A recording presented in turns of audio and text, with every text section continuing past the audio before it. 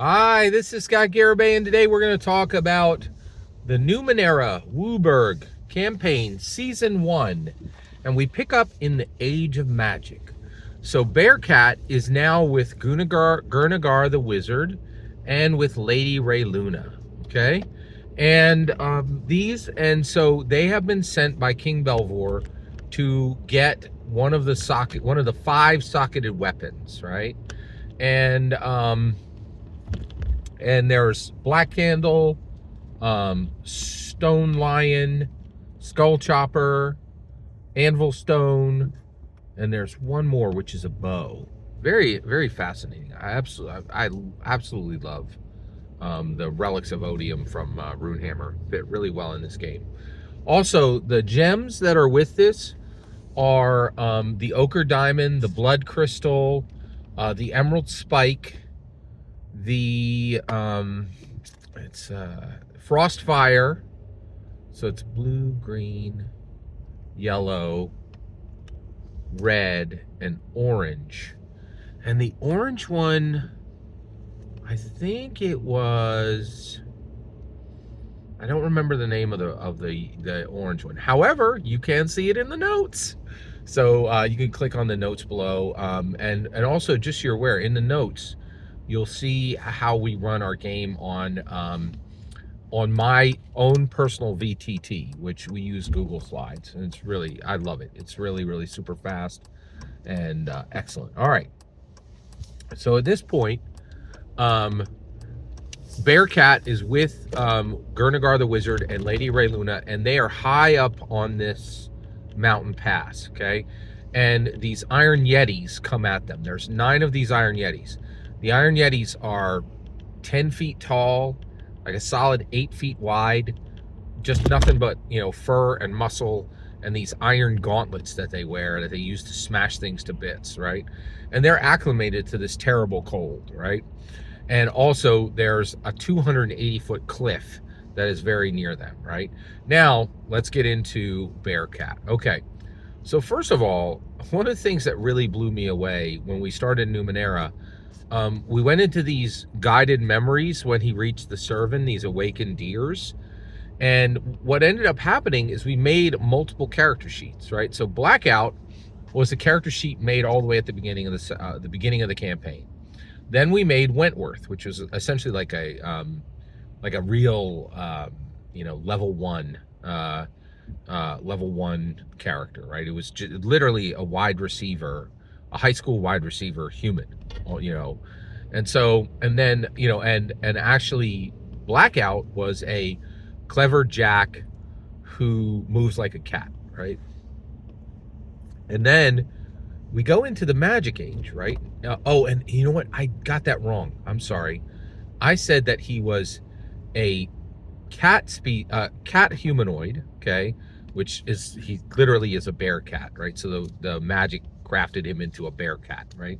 So at this point, he's a cat-like creature, which actually matches his descriptor from the future, but also matches his football team from the past, right? And then magically, he's been created into this bear cat, a humanoid cat person, right? But his class was not rogue, it was monk, okay? Now, this is interesting because we've made 3 different character sheets for this game, right? We made the initial Blackout character sheet. We then made the Wentworth wide receiver character sheet, and then we made this Bearcat monk, not a rogue, a monk. Okay, now how did we do that? Well, first of all, we created it in Numenera because we're using the Numenera system. But what I did was I went to D&D Beyond and I looked up monk, and we literally just mapped every single power that came from the D&D monk into Numenera, and it was very, very fast and very fluid. I just gave him everything that a monk class has. So like he has Fury of Blows, right? And Slow Fall, right? So for instance, at the beginning of, when he's with Gurnagar and Rayluna, I was like, okay, hey, you have, there's a 280-foot cliff there.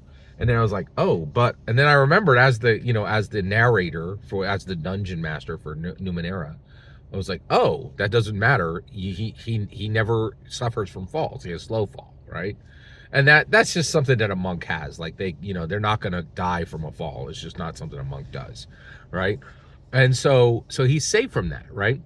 But then also, like, he had key powers, and essentially we just mapped every single thing from the from a traditional D&D monk right into Numenera. And the power conversions were very, very fast. And the reason why is Numenera is truly system light, right? It's rules light. It's rules light. It's not system light. It is rules light. And so what I mean by that is, like, light weapons do 2 damage, medium weapons do 4 damage, heavy weapons do 6 damage. It's literally that simple, right? You don't roll for damage for weapons. It's super fast. And it is rules light, but I would not say it's simple, right? Also, recently I heard a game designer saying that almost all game designers are moving away from saying simple to describe their game, because most gamers read that as lacking crunch, right? And they don't want people to think that, right? So I thought that was very interesting. So very fascinating, really, really fascinating. I thought that was really fascinating. So with all that said, we get into it, and so what ended up happening is, so we make his Bearcat monk character, right? And he goes by the name Bearcat, right? And so at that point, he's with Lady Rayluna and Gurnagar the wizard. They're attacked by these 9 iron yetis. Okay, so the iron yetis come in. They attack them, you know, 3 to 3 on each, right? So I actually had 6 people, 6 yetis come in and attack Bearcat, right? So he actually is able to get out of the way and avoid attacks from most of them.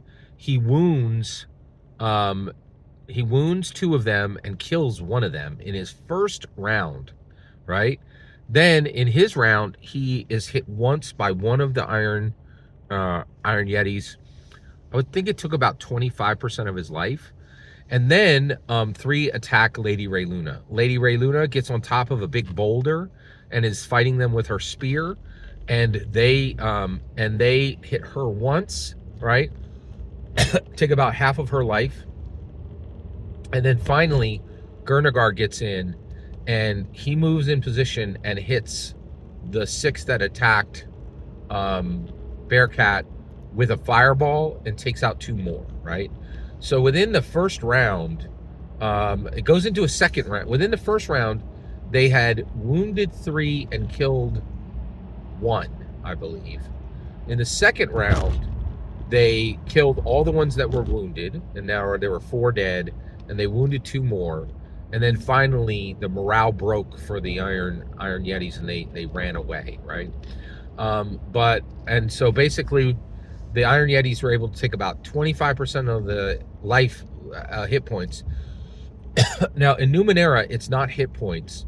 You have these pools. You have might, speed, and intellect. Okay, and these pools are usually between 10 and 18 points. Okay, and think about it this way.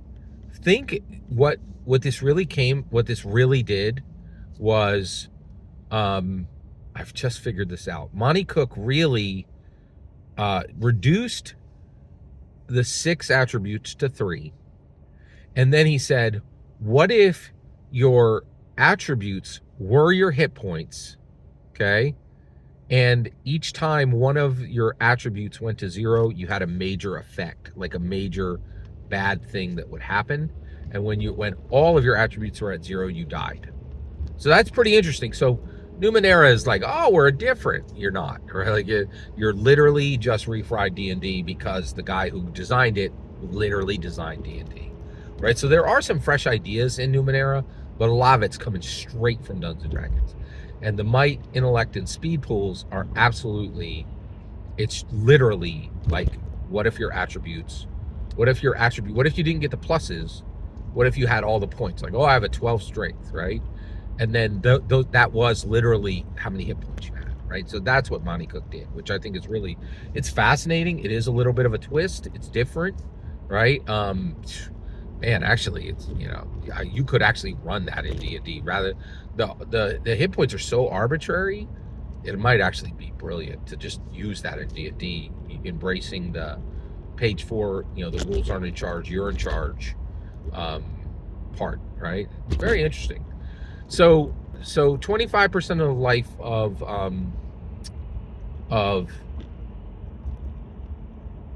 Bearcat was taken, 50% of the life of Rayluna was taken, and Gurnagar wasn't even touched, right? So at this point, they actually do an investigation, and they find they realize they're exactly where the socketed ruins are supposed to be. And so they make their way up the mountain, and they find the entrance to the Iron Yeti cave, right? The Iron Yetis are out and about, right? And they're not in their cave. And they find an ice wall, right? And they have to break through the ice wall. And then they find that behind the ice walls are these flows. And they think that if they go down these flows, they're actually sensing a magical power, right? And so Gurnagar's like, I think there's some magical things down there. But at this point, they needed to make a perception check. Bearcat made that perception check, and once he made the perception check, he failed it. He failed the perception completely, and the reason why is the Iron Yetis were actually guardians for an ice dragon's lair, and that ice dragon is Yaradroth, right? So this ice dragon is there protecting the socketed weapons and all of the socketed gems, okay? So the socketed weapons are there, and the gems are there, right? But they're all at the bottom of these ice flows, right? Well, Bearcat misses his perception, and Yardroth literally shoves his dragon hand, you know, with 5 clawed fingers that are each as big as a log, right? And grabs Lady Rayluna, lifts her out of the cave, roars, and then Gurnagar and Bearcat run over in time to see Yaradroth pick up Lady Rayluna and literally bite her in half. Right, she's dead, and both halves of her body just fall to the ground. Yaradroth, you know, roars and then goes to push his head back in to kill Gurnagar and Bearcat. Right. Well, Gurnagar and Bearcat yeet out, and they jump into the ice flows to slide down to where the socketed weapons and the gems are. And I'm going to cut it off there, and I'll continue with my Numenera WUBRG campaign Season 1 recap next time. Every single word you just heard is my humble opinion on Yardroth, the snow dragon. The important part is when I get to hear your humble opinion. When you get in the comments and send your traffic. Please consider like and subscribing, and have a fetch millennium.